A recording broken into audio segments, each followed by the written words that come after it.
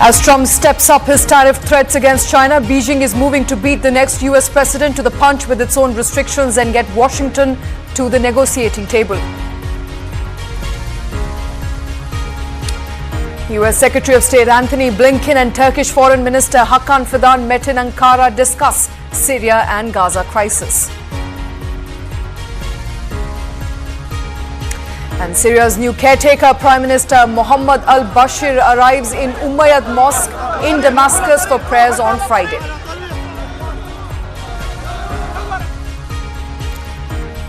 After Assad's ouster, the leader of the Islamist rebels that seized power in Syria call on people to take to streets to celebrate the victory.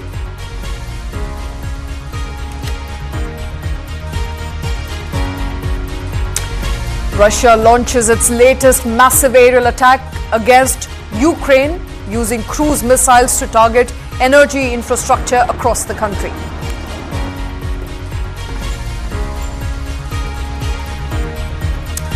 South Korean protesters gather near Seoul's parliament against President Yoon Suk Yeol ahead of Saturday's impeachment vote.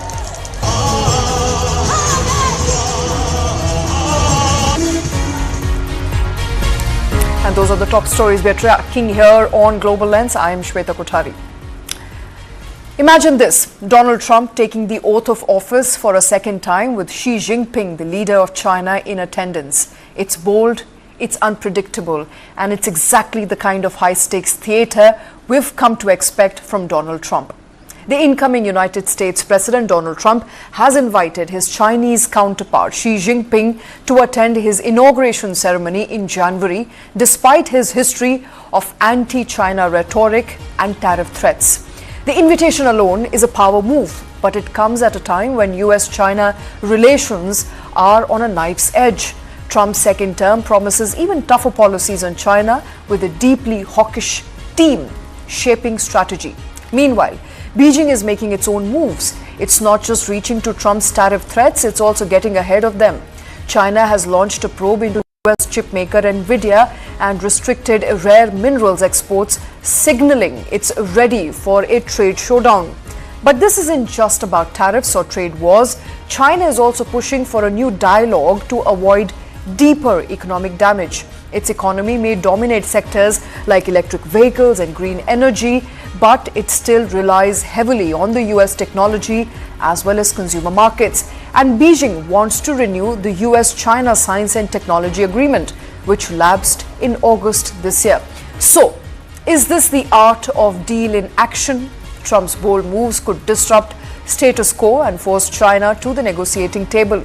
Beijing, for its part, has new carrots to offer, like increased purchases of U.S. oil and gas. But there are plenty of sticks too. Trump has pledged new tariff ties to fentanyl flows, echoing China's own tactics of economic coercion. It's a dangerous game with high stakes for both the nations.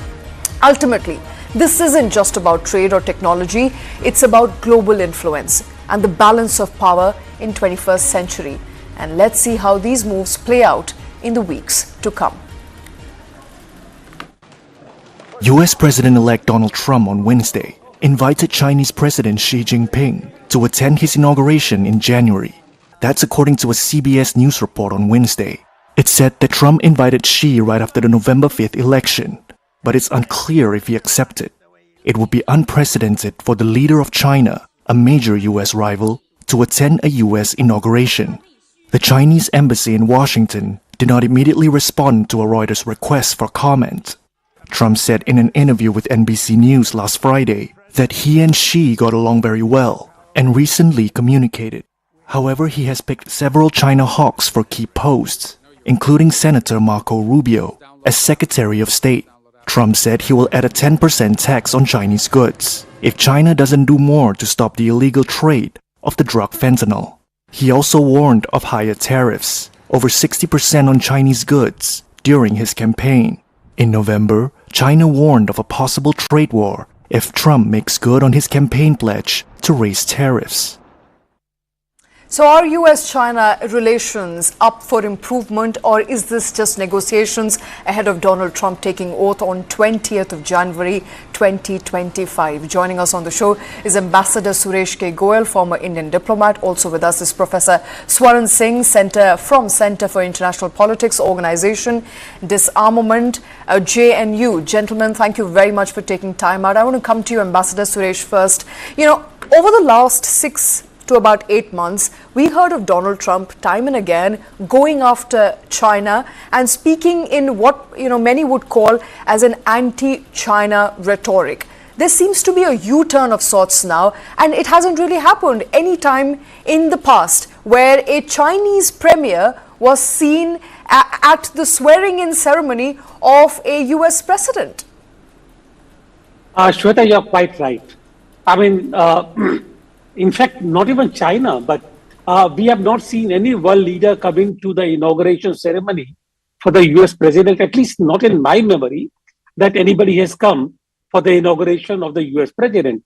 In fact, if I may dare to say so, in the Chinese parlance, going to the coronation of the king, and I'm talking on the basis of history, going to the coronation of the king, the Chinese emperor in Beijing, would be the recognition of the tributary powers over those who attended. And therefore, in the minds of Xi, in Xi's mind, and for the Chinese, the honor really is very, very important. That factor would be coming to play. That is point number one. Point number two, in fact, at one of your shows in the past, I had said clearly that Trump is a businessman. For him, nothing stays really either permanently enemy, permanently friend. He makes a deal. And therefore, if he sees that it is in his favor to make a deal with China, he will not hesitate to do so. And therefore, I think the way the things are moving, it is quite possible that he would be looking at the ways to make a deal with China to avoid the kind of economic damage to the USA which could occur. And it could happen.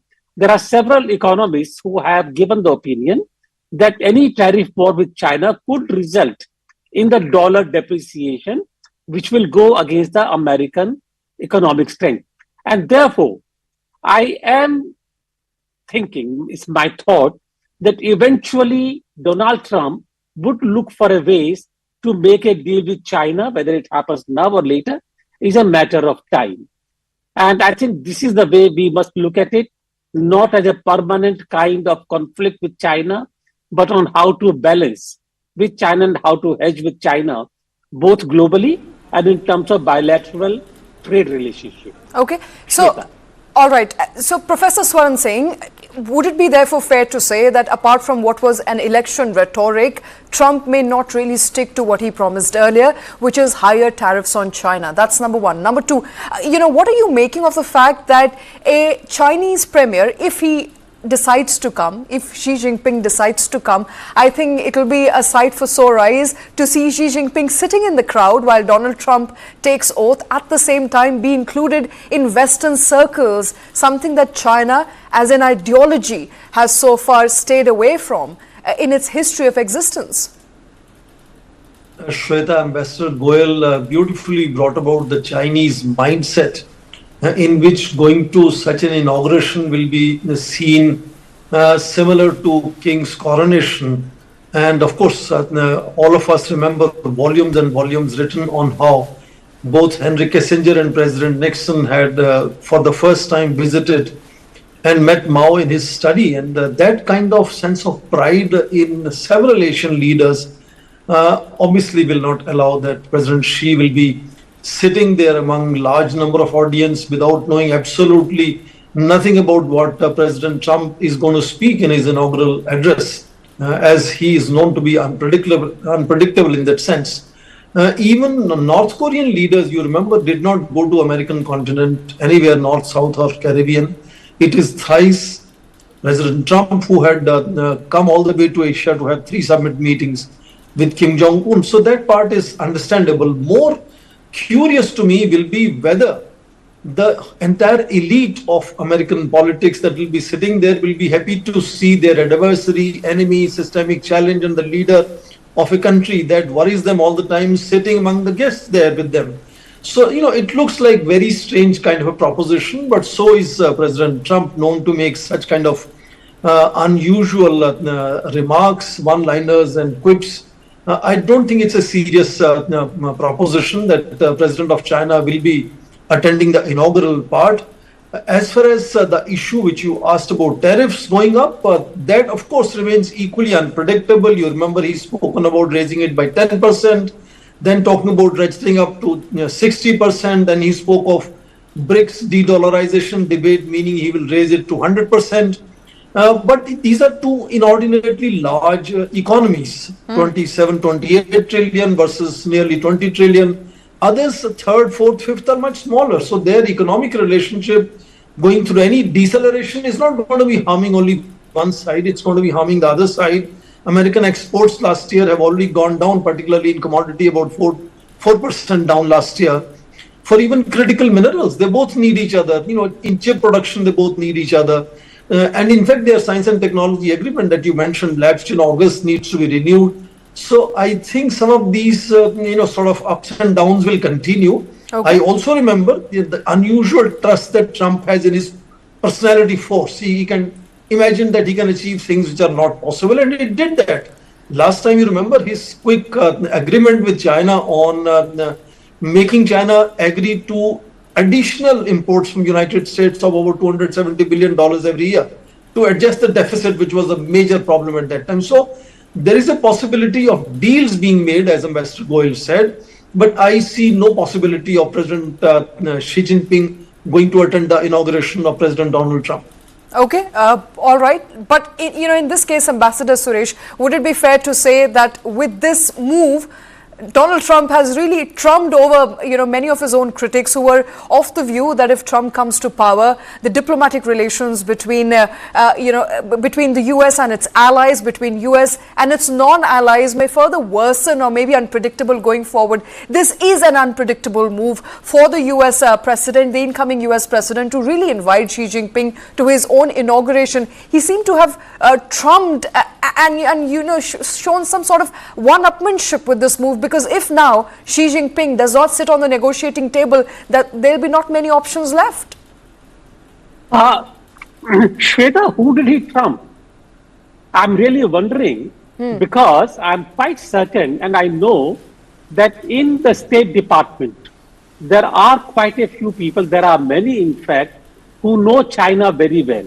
America is a known researcher on China, Chinese history. So they would know very well that Xi Jinping is very, very unlikely to accept such a request. And therefore, for him to do this thing, which could be despite, and just think of it, if Xi Jinping does not accept the invitation, what kind of a message does it send to Trump? So I don't know whether it's trumping anyone at all or not. It is just a spur of the moment kind of a call, as Trump is known to make, and he did that without thinking of what actually it could mean. Number one. Number two, if I read my news correctly, it said that he has decided to invite some of the close leaders to the inauguration. And there was no more information besides that invitation has been extended to Xi Jinping. Is he close to Trump? I do not know. I think all the indications are to the contrary. And if he's inviting close leaders, where is our dear Indian Prime Minister? I thought they were very good friends. So did Trump said so. Where is the invitation to him? So therefore, there is no trumping here. Okay. It is just a very kind of unpredictable, on the spur decision, which we do not know where it is going to lead to. All we know is that U.S. China policies will have many twists and turns, and we do not know. Both need each other, and they are both going to have to work with each other. There is no doubt about that. All right. Right. All right. Professor Swaran Singh, I think an important point that you brought about is that we are talking about the largest and the second largest economies in the world, the US and China. Both need each other and rely on each other for imports and exports. And as a result of which, the recent developments so as to suggest that if there were to be coming together, and if at all, and let's assume that Xi Jinping makes it to the inauguration, we are looking at ties which will be closer in years to come. I think we should also underline, Shweta, the fact that it's not that they don't have relationship. I mean, it's a huge $700+ billion trade that they still have. So, there is an enormous economic relationship, enormous academic, scientific, all kinds of cooperation that also goes on along with the geopolitical contestation. Interesting it is, as Ambassador Goel was mentioning, there is no other name. Only other name in the media is that of Viktor Orban of Hungary, who's supposed to be the only leader in European Union who is known to be slightly soft on President Putin. What kind of list of names is there? Nobody knows that. So I think it's very, very Trump-like kind of initiative once again, which is hilarious in many ways. But you mentioned of his sense of trumping over several other leaders around the world. I remember I mentioned Kim Jong-un 3 summit meetings. Yes, they met thrice. Trump came all the way to Asia. Result, 0.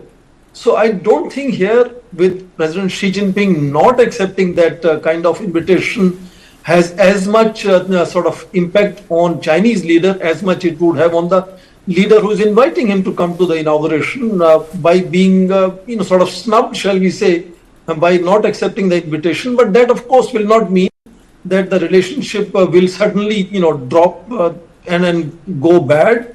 And there are several elements on which both will continue to work together, several elements where they will continue to contest. China definitely is coming back as number one challenge to United States, and in that sense one can see a certain period of relief for President Putin. Effort, of course, also very clearly on part of President Donald Trump is to create some kind of a sort of problem between Russia and China.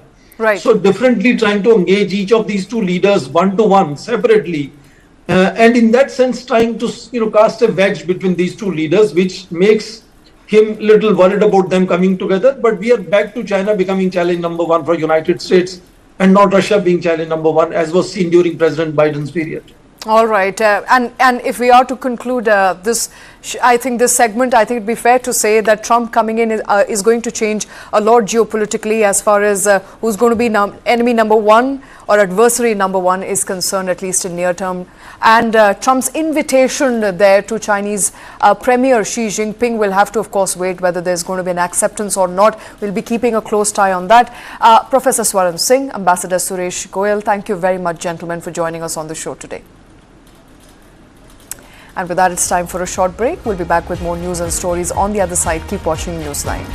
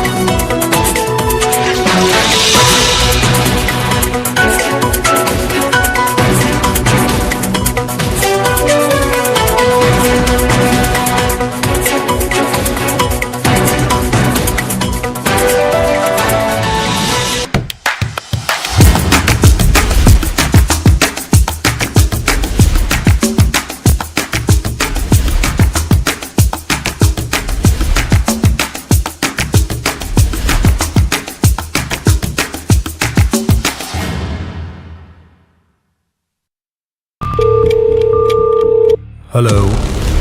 If your money is fraudulently taken by somebody or a cyber crime takes place with you, क्या हम कृष्णा दास गुप्ता जी से बात कर रहे हैं? and you report it to the bank within 3 days of the crime, the bank is liable to pay you 100%. This is clear-cut guidelines. मैं department से बात कर रहा हूँ.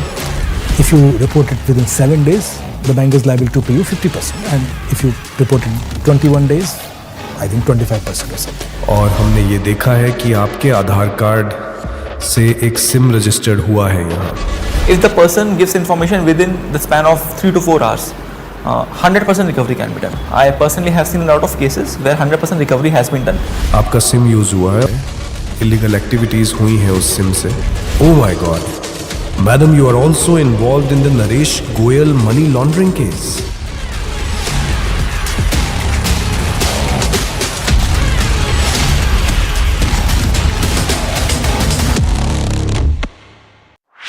This and more. Streaming on News 9 Plus. News is now content. Subscribe and get free vouchers.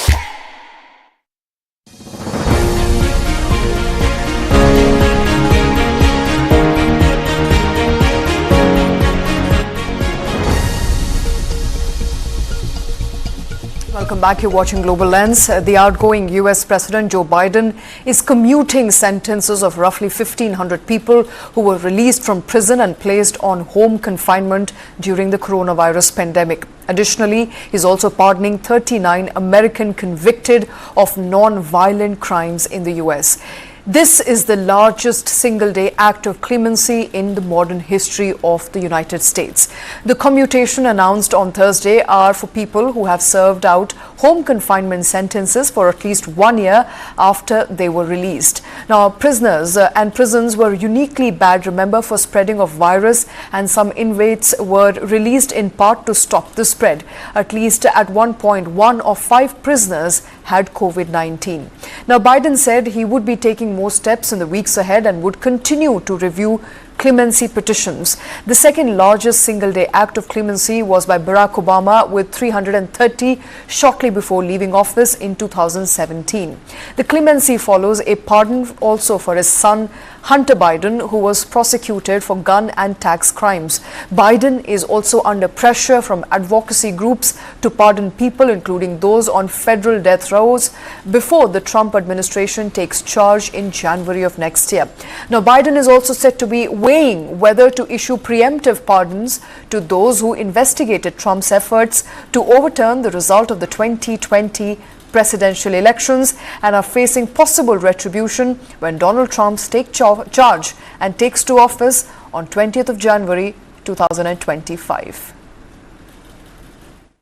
I can't name a single... Outgoing U.S. President Joe Biden said on Thursday that he was pardoning 39 people convicted of nonviolent crimes and commuting the sentences of nearly 1,500 others who were serving long prison terms. The White House said the clemencies granted by Biden were the most ever in a single day.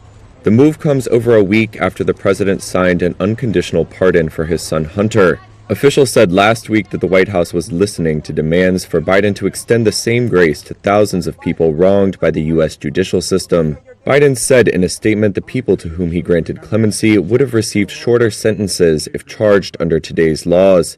Experts say the commutations announced were for those who were placed on home confinement during the COVID-19 pandemic to slow the spread of the virus, rather than many individual civil rights groups have been advocating for. The president said his administration will continue reviewing clemency petitions and that he would take more steps in the weeks ahead. Meanwhile, U.S. President-elect Donald Trump, who takes office on January 20th, has said he would act on his first day in office to pardon rioters involved in the January 6, 2021 attack on the U.S. Capitol, further building expectations for a broad granting of clemency.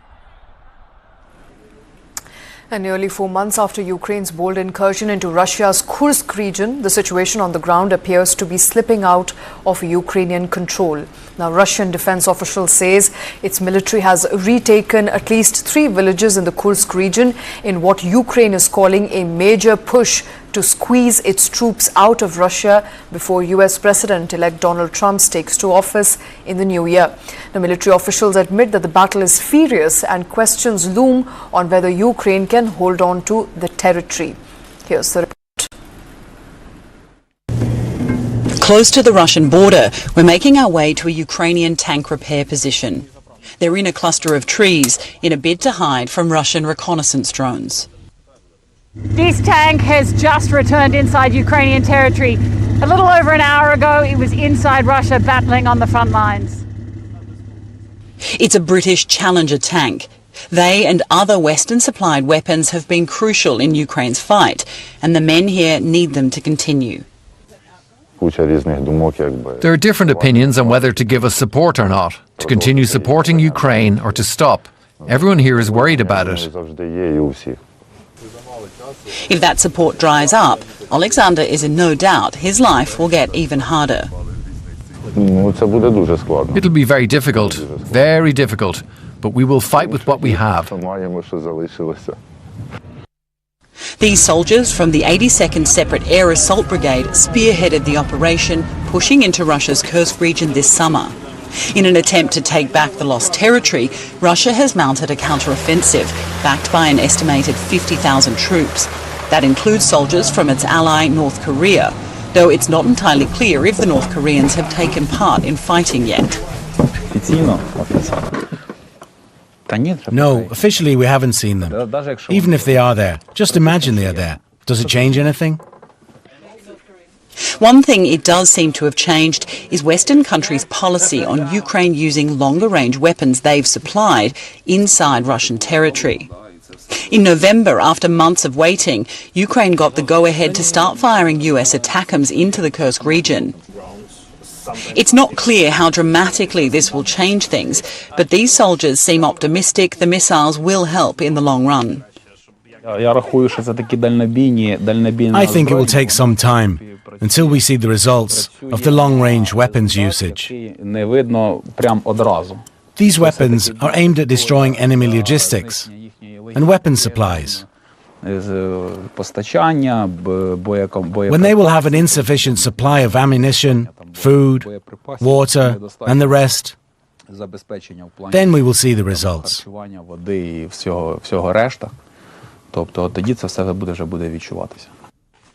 He thinks those hoped-for results will be important for Ukraine's position in any negotiations to end the war.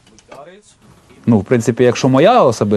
my opinion, the Kursk operation is an ace card, as well as a huge motivation, not only for our men, but for the whole armed forces. Yes, the scale of the operation might not be that big, but this is enough. Whether the Ukrainians can hold on to enough of Russia's Kursk territory long enough for it to function as an ace card is the question that no one here can answer. The U.S. Secretary of State Antony Blinken has sent a clear message to Hamas. It's time to say yes to a Gaza ceasefire.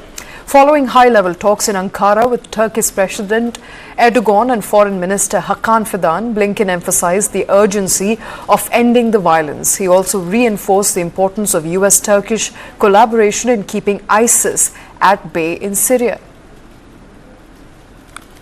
As the minister said, we're very focused on Syria, very focused on the opportunity that now is before us and before the Syrian people to move from out from under the shackles of Bashar al-Assad to a different and better future for the Syrian people, one that the Syrian people decide for themselves. And we talked about how Turkey, how the United States, how other partners in the region can support those efforts.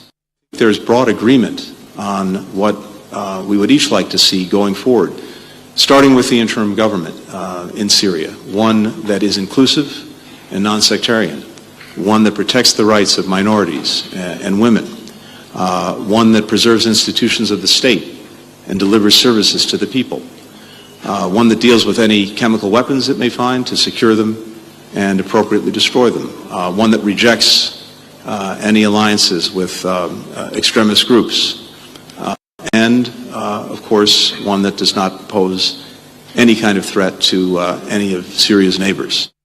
There is, I think, growing consensus on what many of us would like to see, because it's the best way to realize the aspirations of the Syrian people.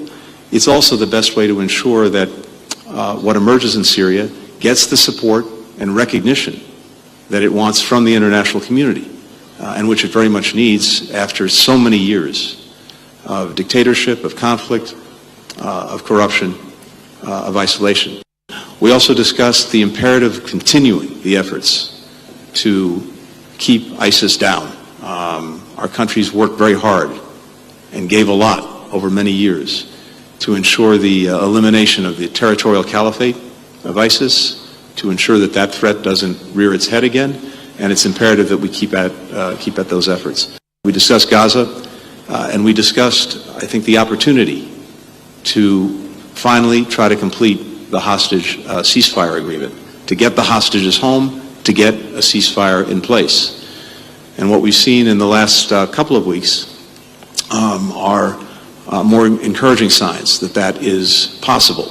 And in my discussions with President Erdogan and with Minister Fadan, we talked about the imperative of Hamas saying yes to the agreement that's possible. And a dramatic turn of events in Syria as the U.S. works to bring home an American citizen discovered amid political upheaval. Secretary of State Anthony Blinken, speaking from Jordan, confirmed the efforts. The reports identify the man as Travis Timmerman of Missouri, found just days after rebel forces toppled the Bashar al-Assad regime. My name is Travis. The United States says it's working to bring home an American citizen found on Thursday in Syria. Speaking to reporters in Jordan, where he held meetings to discuss the political transition in Syria, U.S. Secretary of State Antony Blinken confirmed that aim. In terms of an American citizen who was found just today, I can't give you any details on exactly what's going to happen, except to say that we're working to bring him home, to bring him out of Syria and to bring him home. Media reports have identified the man as Travis Timmerman from Missouri. His discovery came days after rebel groups toppled the country's longtime president Bashar al-Assad. Following his ouster, Syrians flocked to the infamous prisons where the Assad regime is estimated to have held tens of thousands of detainees. CBS News reported that Timmerman was among those freed earlier this week.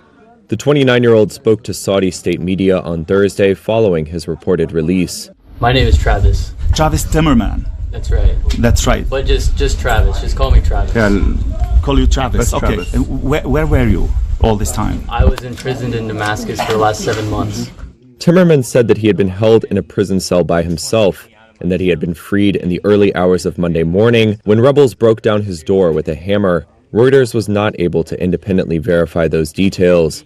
White House spokesperson John Kirby said in a briefing the U.S. had no prior indication he was in Syria. Timmerman told CBS he had been detained in prison after entering the country without permission 7 months ago for Christian spiritual purposes. John Kelderhouse is the pastor of Timmerman's church in Missouri. He says the church was aware of his plans to travel abroad, but that they had lost contact earlier this year.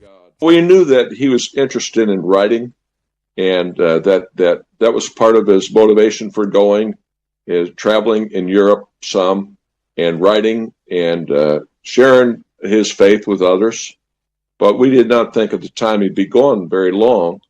And then, of course, in May, we stopped hearing from him. So, of course, that caused a lot of scared people around here about what was going on the last 7-8 months. Reuters also spoke with Timmerman's relieved parents, Richard and Stacy Collins Gardner. I was looking at the videos. I'm like, yes, it's him.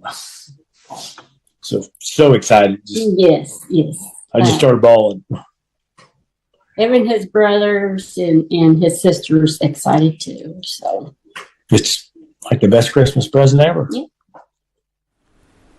And a glimpse into the struggles of Syria's war-torn army. 23-year-old conscript Farhan al-Khawli, stationed near Idlib, reveals the bleak reality of being underpaid, understaffed and completely demoralized. His unit, meant to have at least 9 soldiers, is now down to just 3, some escaping service through bribery. Just weeks ago, Farhan al-Khawli was manning a military outpost in Idlib, northern Syria, for Bashar al-Assad's army. The story of his desertion, one of many, shows how Assad's army crumbled as the rebels advanced. Khawli's commanding officer called to say a rebel convoy was heading their way. They were just 3 men, badly paid and demoralized, one deemed unfit by his superiors to bear arms. They were meant to be 9, but others had bribed their way out. They should stand and fight, the officer said. Instead, Khouli put his phone on airplane mode, changed into civilian clothes, dropped his rifle and fled. Ending up in Damascus, now taken by the rebels, where he got this job at a horse stable. On the road, he saw other groups of deserting soldiers. Those who were with me in the room, I no longer know anything about them. Everyone went in a different way. Some went this way, others went that way. I wanted to reach the highway, because if I reached the highway, I would no longer worry. I reached Home, I reached Homs. I have no problem. I saw all the people gathering. It was over. They fled. The whole area was gone. I said, praise be to God. I am here. By God Almighty. When they said that the whole area had fallen, I started to cry with joy.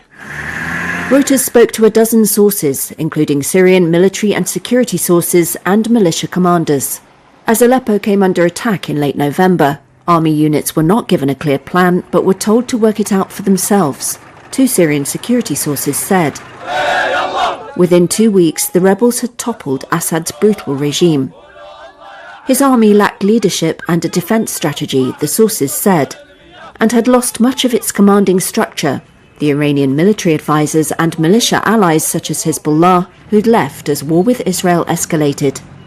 The army also lacked loyalty, as Khouli's story describes. Khouli didn't want to sign up, but says he was forced to. He ended up at that remote post in Idlib because he'd tried to desert once and been jailed for it. One former major told Reuters the use of forced conscripts was a fatal mistake. Khouli says he had to do heavy manual labour in extreme heat and cold. Reuters was not able to verify the details of his experiences. He says he was paid $40 a month and went hungry. We used to get sugar, and we used to get ghee, and we used to get oil, but it all went away. It used to get stolen, and we wouldn't see any of it. What we received was a pot of bulgur wheat, mostly bulgur. I mean, we used to go 4 or 5 days with only bulgur, and each person had a pinch of tomato and potato. Each person received his portion. I mean, it wasn't enough to fill you up. In 2020, the army had 130,000 personnel, according to the IISS think tank, depleted by the long civil war and functioning more like a militia. A US official told Reuters Washington was learning of high-level desertions and military forces changing sides in the days before Assad fell. Corruption went up through the ranks. Colonel Makhlouf served in an engineering brigade stationed in Hama, but said he deserted before the city fell on December 5th. He said if anyone complained about corruption, they were questioned at a military court, which happened to him more than once. A serving senior military intelligence officer told Reuters anger had been building against Assad personally within the military, especially over the past year, including among core high-ranking supporters from his minority Alawite community. Despite his army past, Khouli says he has no fear for the future. I'm happy and at ease, he says. I'm not afraid at all.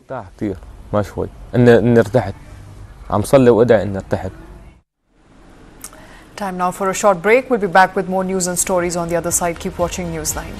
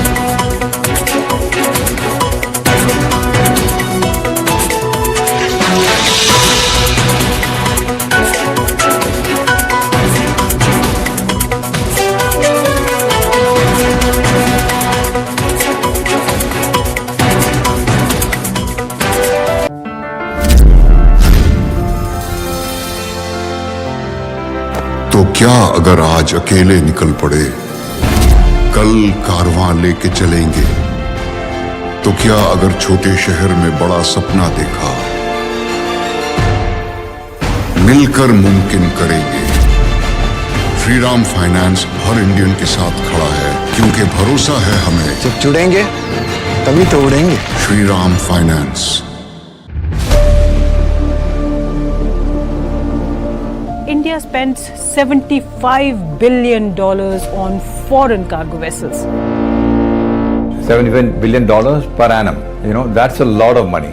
Imagine a situation where 95% of our cargo is coming on ships which are not owned by us. If we are still not prepared, if someone were to say that we are not going to give you ships, then we'll be stuck. So the entire nation's economy is at risk. We are very clear that shipping is also strategic, because without that you can't really be the third largest economy in the world.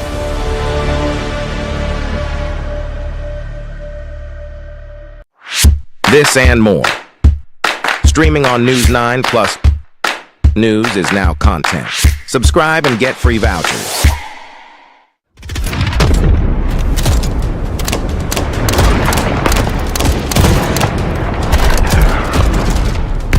In the chaos of battle, one weapon stands as a silent reaper of the battlefield. It can kill at ranges of over 3 kilometers. Just one precise shot can shatter enemy lines, disrupt entire formations, and tip the scales of war. This is a weapon born in Bharat, and it's crafted to take on the best in the world. This is the S Defense Sabre, and you're watching Guns of India.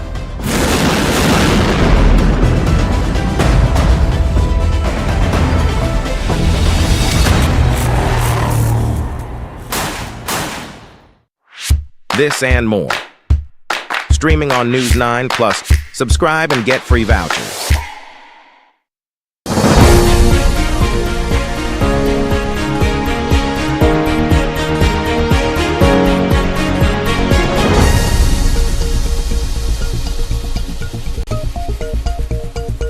Welcome back. You're watching Global Lens. In the Israeli-occupied Golan Heights, home to about 20,000 Druze, concerns are now mounting as Syria's political future shifts.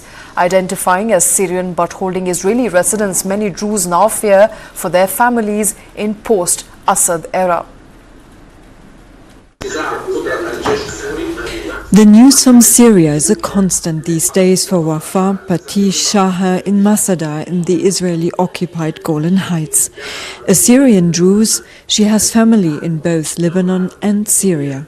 Here in the Golan, we're watching very closely, and we are worried. We are scared about the future of the Syrian people, all of them. And especially we are scared for our relatives and families who are in Syria.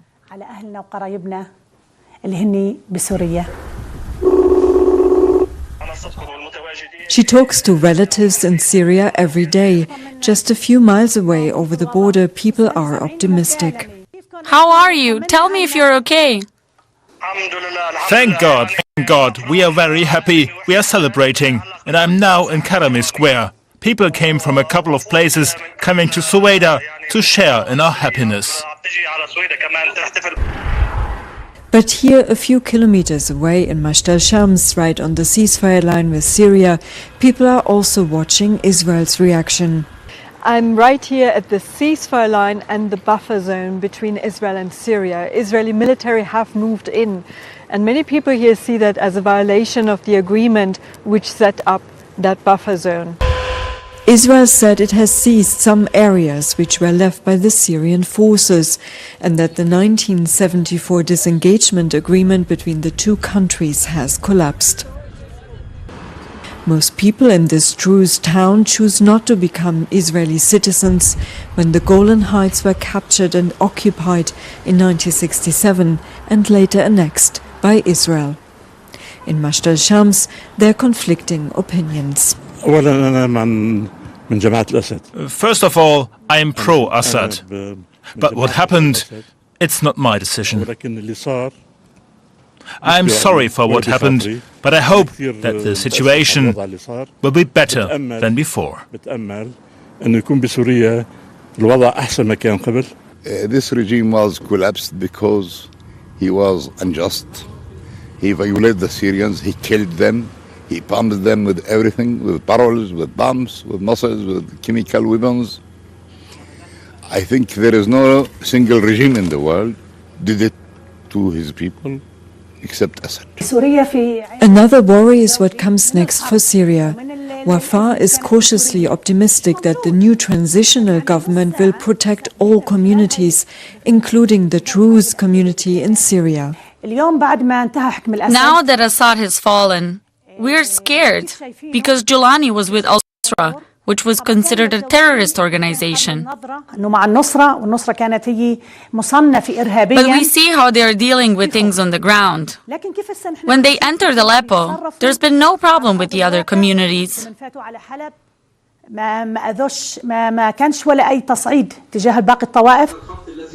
Hopes and fears that are likely to keep people on edge for weeks to come.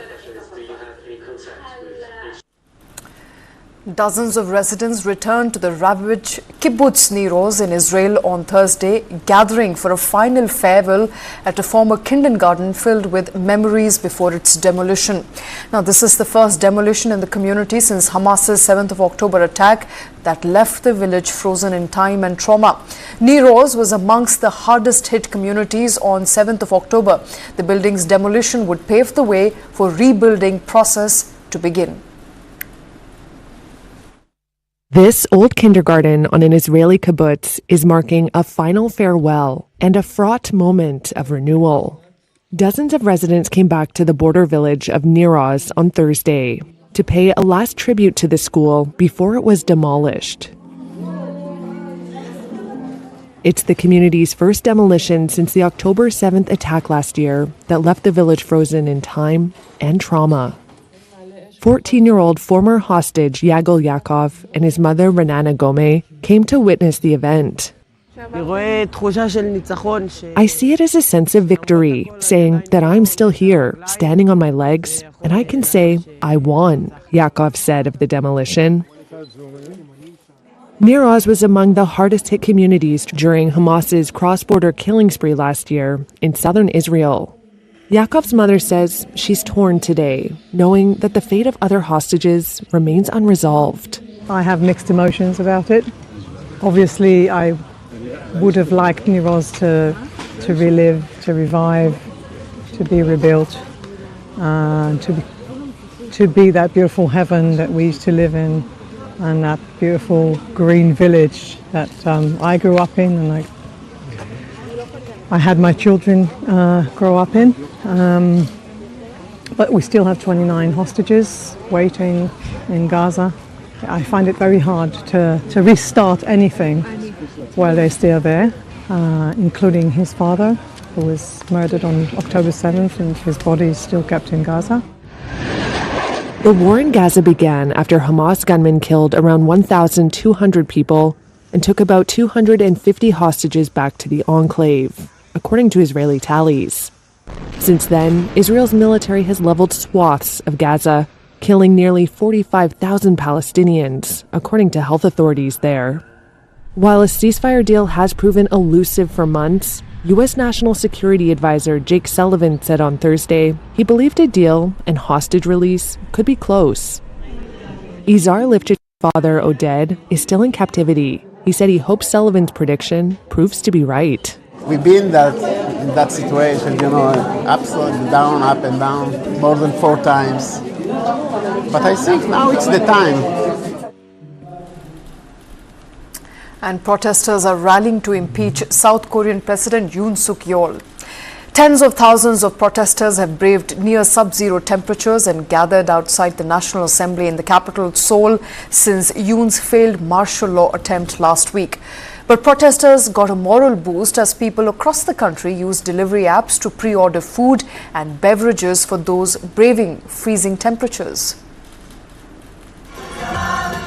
As protesters brave Seoul's frosty winter to demand President Yoon Suk-yeol's impeachment, they've been getting fueled by a surge in online donations of hot coffee and snacks.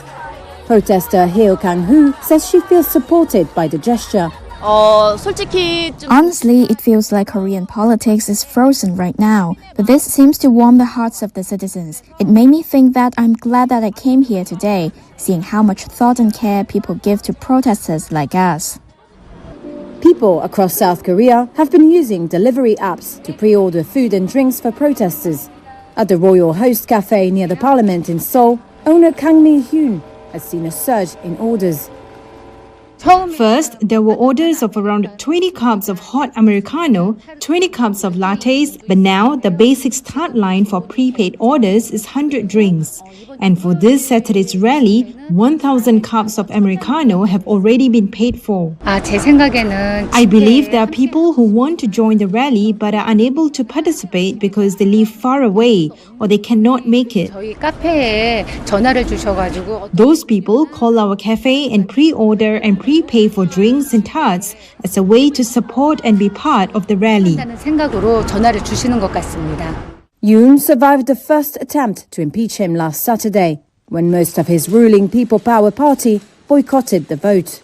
A second impeachment vote will take place on Saturday.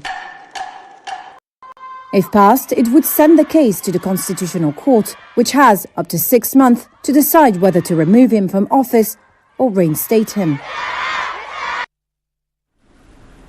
And Brazilian President Lula da Silva underwent a second surgical procedure following his emergency surgery earlier this week to relieve bleeding in his skull. Doctors said that the second surgical procedure was successful and that the president might be able to start working again from next week. Doctors for Brazilian President Luiz Inácio Lula da Silva said he had a second surgery on Thursday, following his emergency operation earlier this week to relieve bleeding in his skull. They said the second procedure was successful and that the leftist leader might be able to start working again next week. Dr. Roberto Calil Fio. The procedure was carried out today at 7 a.m. It was successful. It's a complement to the surgical procedure, and the president is awake in the ICU. He's already eating. He's super stable. This did not delay the schedule for the next few days, and depending on the president's progress, he should be discharged early next week.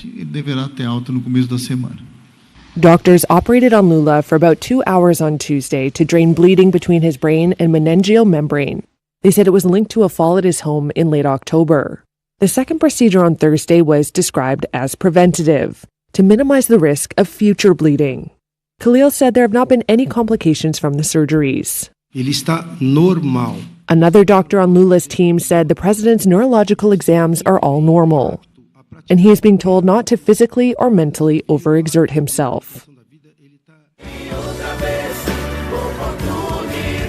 Lula's condition has raised doubts about the president's intention to run for re-election in 2026. Although on Thursday, his presidential spokesman told CNN Brazil that Lula would be on the ballot as the ruling Workers' Party candidate. He's currently serving a third non-consecutive term and will be 81 by the next election. If Lula does not run, the left in Brazil would be orphaned politically, as he has no heir apparent. And organized crime groups in Ecuador are increasingly stealing fuel from state-run oil company Ecuador and using the money to run their drug trafficking operations. This has resulted in the country's top industrial sector losing an income of $215 million. Pits of oil like this one are popping up in Ecuador as organised crime groups increasingly steal fuel from the state-run oil company Ecuador, the company and officials said. Criminals steal gasoline, diesel and other fuel by tapping state-owned pipelines for use in making cocaine and transporting drugs. The head of the National Police's Hydrocarbon Crimes Unit, Hugo Amarez, says authorities estimate 30,000 gallons of fuel a day are being stolen. He says judicial changes need to be made to deter organised crime groups. If we do not have a forceful law, the work that both the National Police and the Armed Forces do is mocked. There we are talking about the revolving door of a hotel where the detainees enter and others go out the other side, then it does not have the legal effect or the operational effect that we want. Ecuador says fuel theft since 2022 has led to over $215 million in cumulative losses. Illegal taps have also grown from 32 to over 700 a year in that time. Finding and removing the valves is a time-consuming and expensive process, and the valves also risk fuel spills. Violent attacks on oil fields and their workers are growing, Ecuador and its unions say. In recent years, Ecuador has been confronted with more drug trafficking-related violence. Once one of the safest countries of Latin America, Ecuador has seen a dramatic increase in homicides since 2019, according to the Ecuadorian Organized Crime Observatory. SpaceX founder and Tesla CEO Elon Musk became the first person in history to reach a net worth of $400 billion. According to Bloomberg Billionaire Index, Musk's net worth surged to $447 billion following a recent insider share sales at SpaceX. The transaction added approximately $50 billion to his wealth and took SpaceX's valuation to around $350 billion, cementing SpaceX's position as the world's most valuable private company. Now, Musk's fortune has been closely linked to the stock market and the broader economic climate. Since the victory of President-elect Donald Trump, Tesla shares have risen by approximately 65%, adding billions to Musk's net worth. The city of New York received heavy snowfall as the furious lake-affected snowstorm took effect across the Great Lakes area. The city received 33 inches of snow on Thursday, completely blanketing roads, vehicles and homes. The combination of strong winds and heavy snowfall has led to dangerous travel conditions and prompted a state of emergency in parts of the New York City.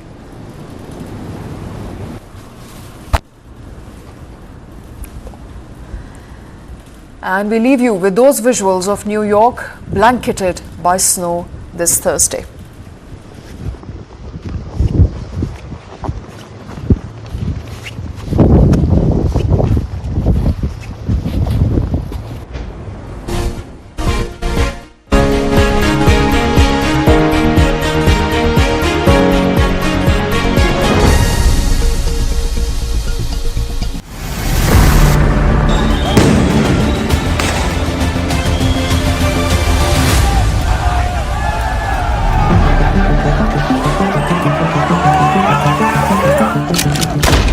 India's neighborhood has been in turbulence all throughout.